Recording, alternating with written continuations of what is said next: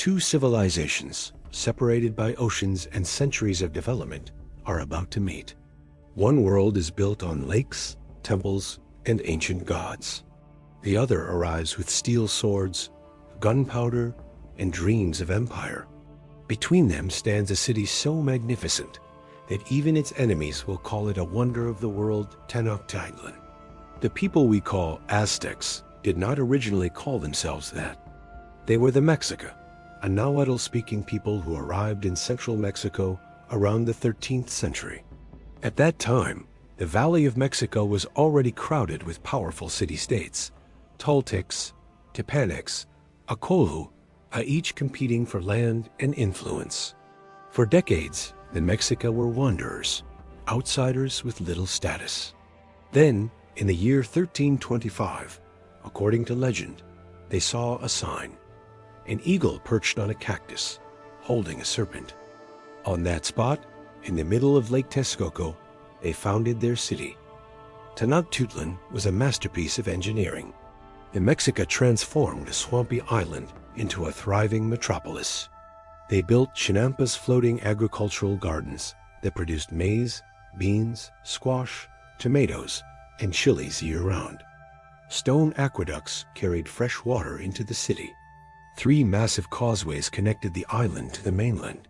Canals served as streets, and canoes replaced carts. By the early 1500s, Tenochtitlan held an estimated 200,000 to 300,000 inhabitants, larger than London, Paris, or Rome at the time.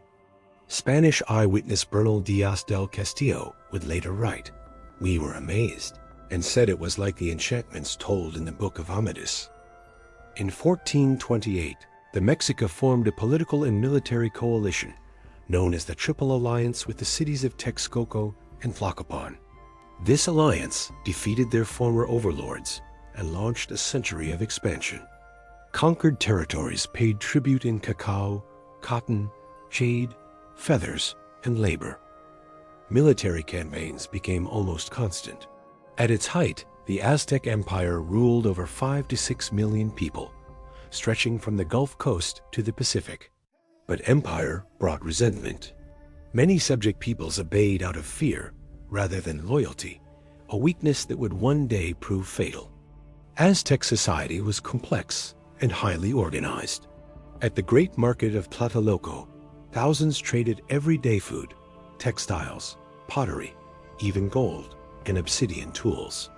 Judges regulated disputes, and official inspectors kept order. Children attended schools, the Karmakak for nobles, and the Telposhkali for commoners. Art, poetry, astronomy, medicine, and architecture flourished. Doctors used herbal remedies. Engineers tracked the stars. Scribes recorded history in painted codices. This was not a primitive society. It was a sophisticated civilization with laws, bureaucracy, and culture. At the center of Aztec life stood religion. They believed the universe had been created and destroyed multiple times. The sun itself needed nourishment to continue its daily journey. Ritual sacrifice, including human sacrifice, was seen as a sacred duty to maintain cosmic balance. To modern eyes, it appears brutal, but to the Mexica, it was a solemn responsibility woven into their understanding of existence.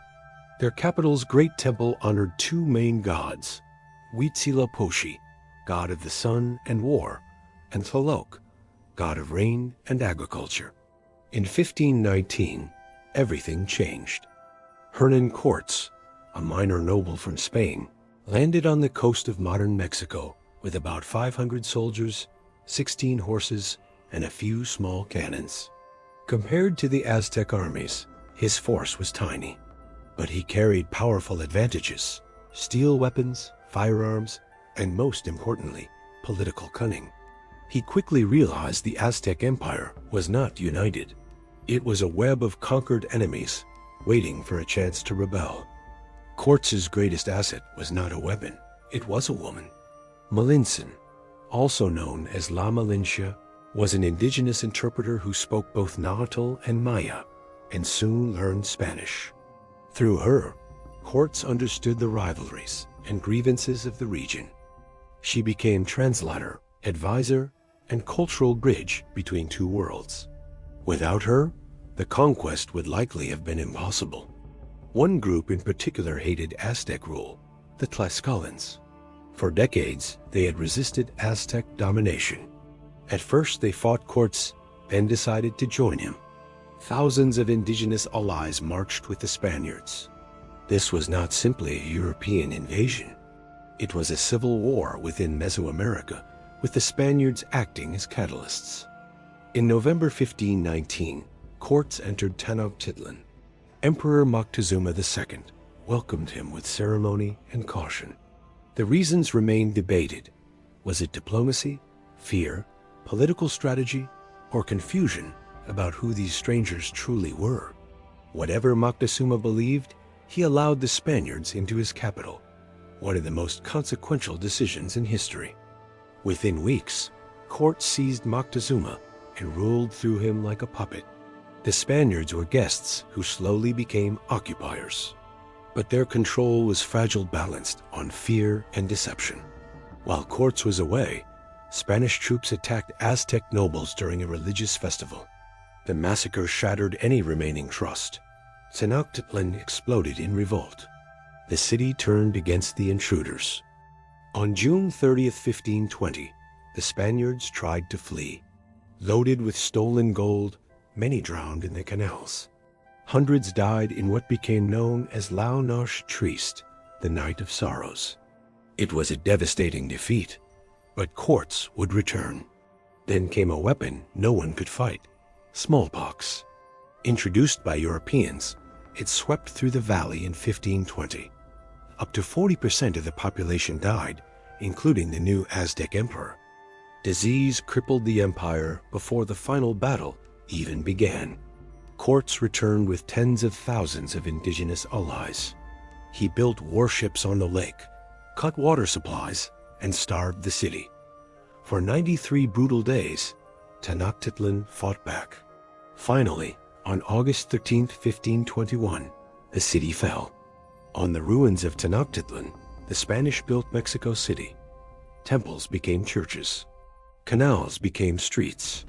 Empires gave way to colonies. But indigenous culture did not disappear. Languages, traditions, and identities survived and still shape Mexico today. The fall of the Aztecs was not inevitable. It was the result of alliances, misunderstandings, ambition, and tragedy. It was not simply Spaniards defeating Aztecs. It was a collision of two complex worlds, neither innocent, neither simple. And its consequences still echo across the Americas. If you enjoyed this journey into the past, subscribe for more stories where history comes alive.